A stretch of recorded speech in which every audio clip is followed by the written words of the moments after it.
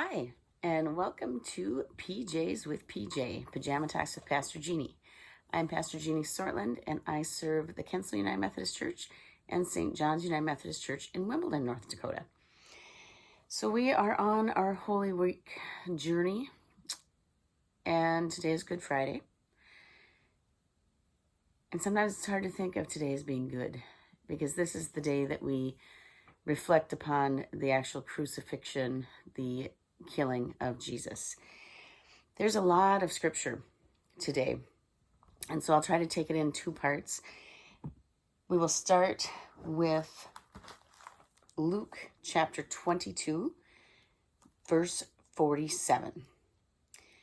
While he was still speaking, suddenly a crowd came, and the one called Judas, one of the 12, was leading them.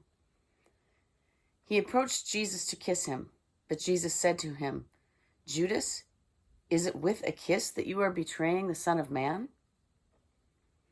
When those who were around him saw what was coming, they asked, "Lord, should we strike with the sword?"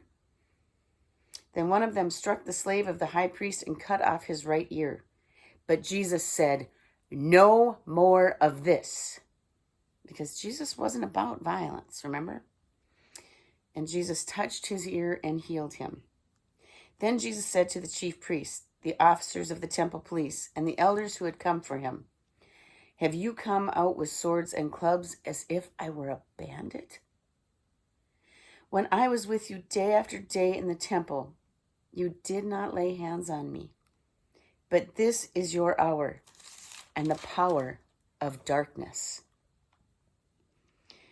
Then they seized him and led him away, bringing with him into the high priest's house. But Peter was following at a distance.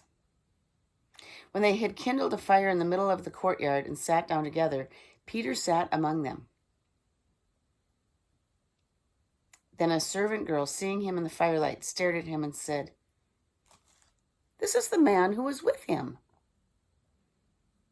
But he denied it, saying, "Woman, I do not know him."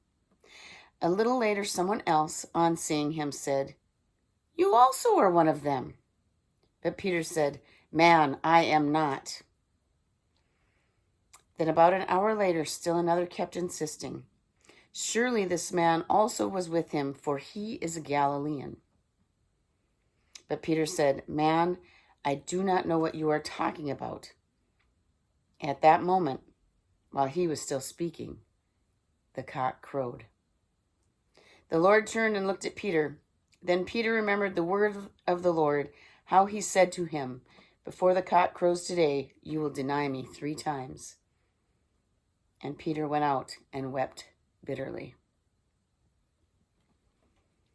Look, even loyal Peter, when there was risk to himself, denied that he had anything to do with Jesus. Verse 63, now the men who were holding Jesus began to mock him and beat him. They also blindfolded him and kept asking him, "Prophesy, who is it that struck you?" They kept heaping many other insults on him. When day came, the assembly of the elders of the people, both chief priests and scribes, gathered together, and they brought him to their council. They said, "If you are the Messiah, tell us." He replied, "If I tell you, you will not believe.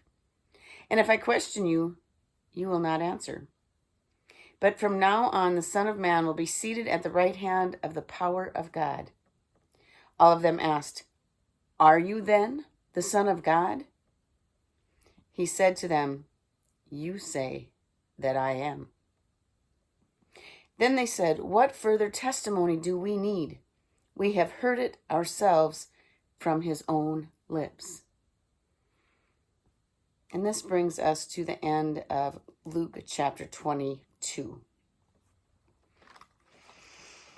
So sometime today, and some people suggest midday, so that's why I've posted this a little bit earlier, sometime between 12 and 3, noon and 3 o'clock, stop for a few minutes and reflect upon what Jesus went through in this period of his life and in the period of our story of salvation. Okay, so now we'll go on to read John chapter 19, starting in verse 1.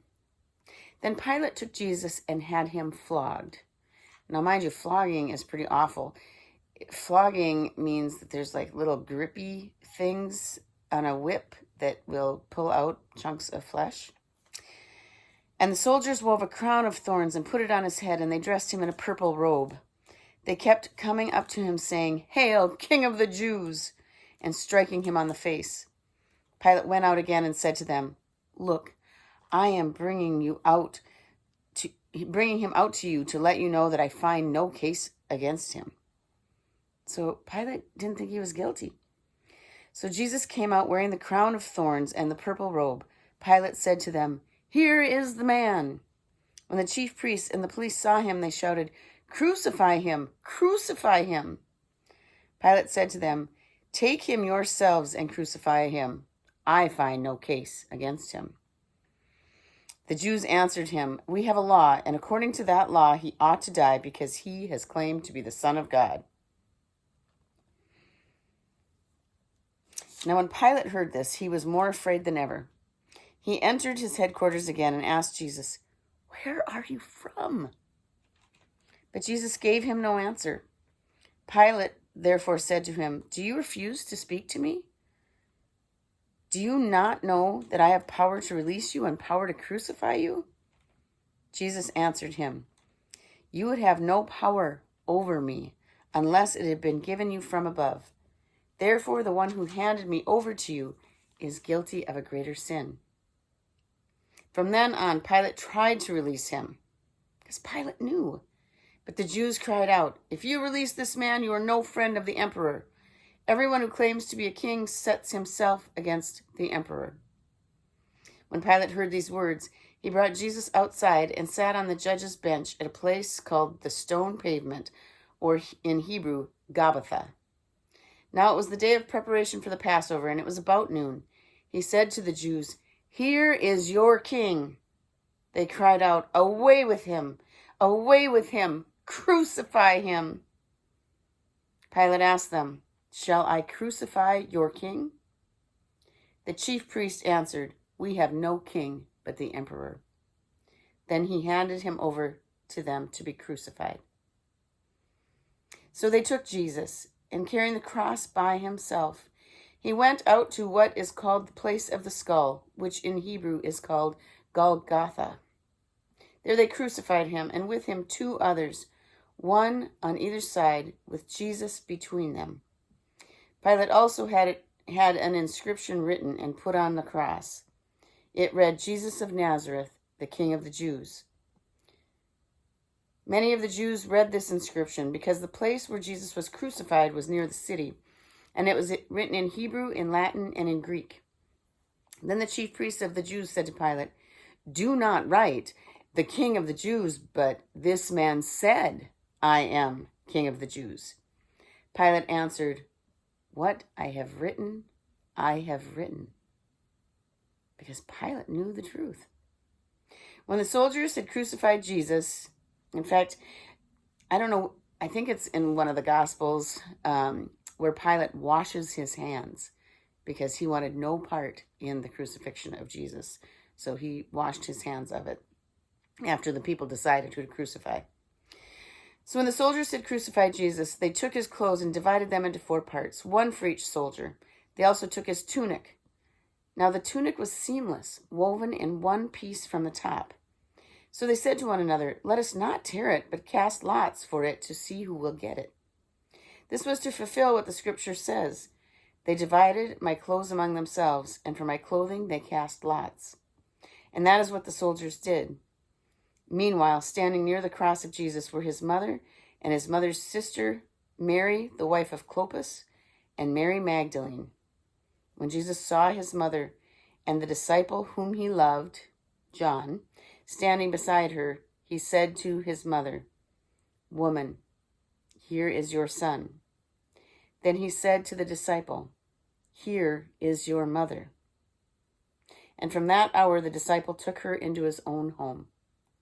So Jesus, as he's being crucified, was worried about who would care for his mother. After this, when Jesus knew that all was finished, he said, in order to fulfill the scripture, I am thirsty. A jar full of sour wine was standing there. So they put a sponge full of the wine on a branch of hyssop and held it to his mouth. When Jesus had received the wine, he said, It is finished. Then he bowed his head and gave up his spirit.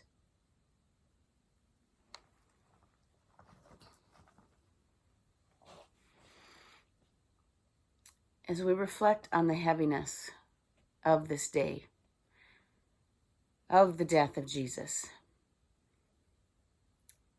may you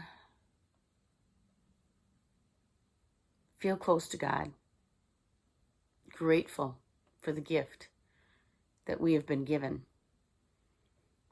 Because without Jesus' crucifixion, there would be no salvation. And so maybe today you want to find a movie, that reflects on Jesus' life or the Passion. Just steep in the power that today holds. And we'll see you again for Holy Saturday. Bye-bye.